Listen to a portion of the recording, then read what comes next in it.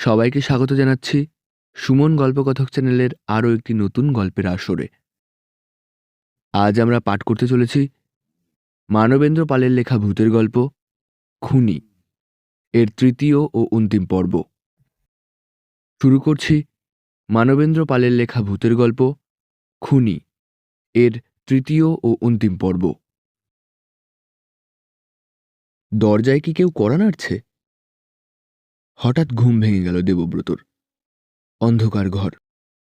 প্রথমটা বুঝতেই পারলেন না কোথায় আছেন, কিন্তু ভেবে ওঠার আগেই দরজায় এবার জোরে কড়া নাড়া। শুনছেন? শিগগির একবার আসুন। ধর্মর করে উঠে দেবব্রত আলো জ্বেলে দরজা খুলে দিলেন। দেখলেন দরজার বাইরে দাঁড়িয়ে বিনয়বাবু আর তার স্ত্রী। ভয়ে তাদের মুখ সাদা। একবার এ ঘরে আসুন। দেবব্রত তখনই তাদের সঙ্গে চললেন। এটা সেই ঘর যেখানে কয়েক ঘন্টা আগে প্ল্যানচেট করা হয়েছিল। বিনয়বাবু সভয়ে বললেন, আমরা পাশের ঘরে শুই। অনেকক্ষণ থেকেই এ ঘরে কিরকম একটা ঠুক ঠুক করে শব্দ হচ্ছিল। প্রথমে ভেবেছিলাম ইঁদুর টিঁদুর, কিন্তু শব্দটা অন্যরকম। উঠে এসে দেখি সেই কাপটা মিটকেসের ওপর নড়ছে। কিন্তু এখন দেবব্রত বললেন, কই নড়ছে? হেসেই বললেন, ঘুমের ঘোরে নিশ্চয়ই ভুল দেখেছিলেন। একটা কাপ কখনো এমনি নড়তে পারে না। তবু একটু অপেক্ষা করে ওরা ফিরে যাচ্ছিলেন। এমন সময় শব্দ, খুট খুট খুট। সবাই চমকে উঠে দেখল কাপটা যে শুধু নড়ছে তা নয়, সেটি এগিয়ে এসেছে মিটকেসের ধার পর্যন্ত।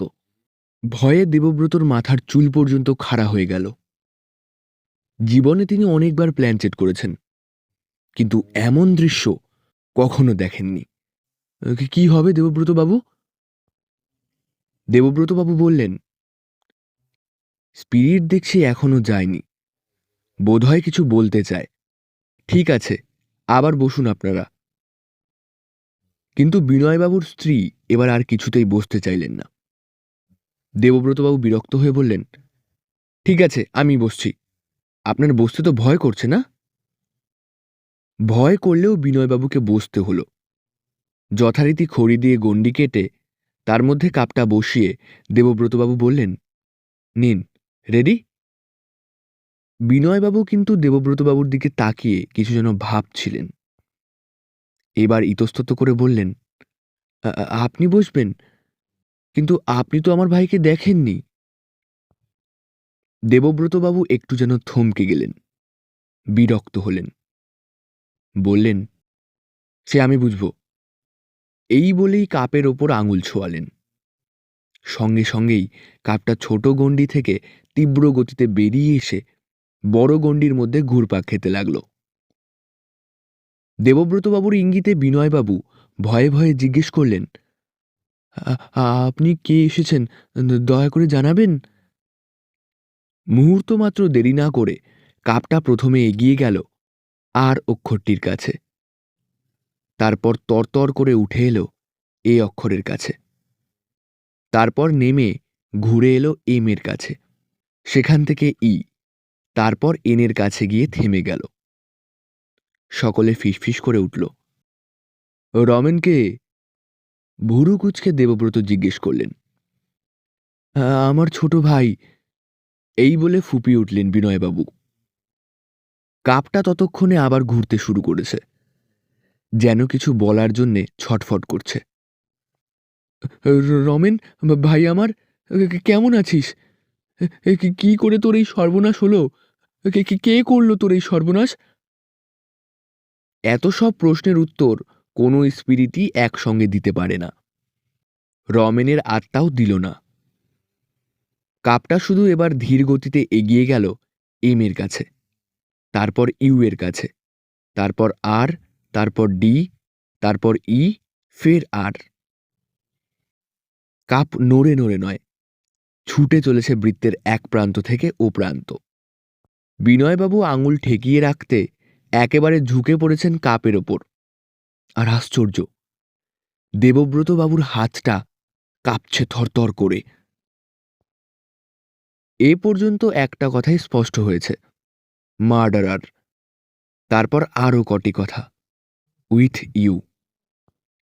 হঠাৎই দেবব্রতবাবু আঙুলটি তুলে নিলেন।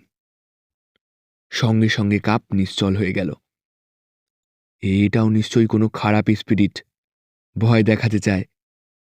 এই বলেই তিনি উঠে একেবারে নিজের ঘরে গিয়ে খিল দিলেন। টর্চের আলোয় রিস্ট ওয়াচটা দেখলেন একবার। রাত 3:30। ব্যাগটা তুলে নিয়েই জুতোর সামান্যতম শব্দটুকু না করে চুপি চুপি বেরিয়ে পড়লেন দেবব্রতবাবু। 3 মাইল রাস্তা হাঁটতে হবে, হয়তো বা ছুটতেও হবে। তারপর যে দিকের যে ট্রেন পাওয়া যায়। রমেনের বাড়ি যে এটাই তা কি আর জানতেন? ওর কথা তো ভুলেই গিয়েছিলেন। আগে মাঝে মাঝে ভাবতেন উস্ত্রি ফলস দেখতে না গেলেই হতো। ওরই আগ্রহে তো রমেনকে যেতে হয়েছিল। বড্ড অহংকারী ছিল রমেনটা। আংটিটা সবাইকে দেখিয়ে বলতো, এ জিনিস রাজার ভাগ্যেও জোটে না। এই আংটি পরা থাকলে কোনো বিপদ কাছে ঘেঁষতে পারে না। বিজ্ঞানের ছাত্র দেবব্রত এসব কথা বিশ্বাস করতেন না। এই নিয়ে বহুবার ওর সঙ্গে তার ঝগড়া হয়েছে।